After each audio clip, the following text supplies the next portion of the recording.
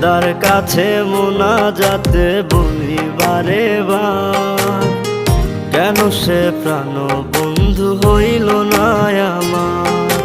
খোদার কাছে মোনাজাতে বলি বারে বার, কেন সে প্রাণ বন্ধু হইল না আমার।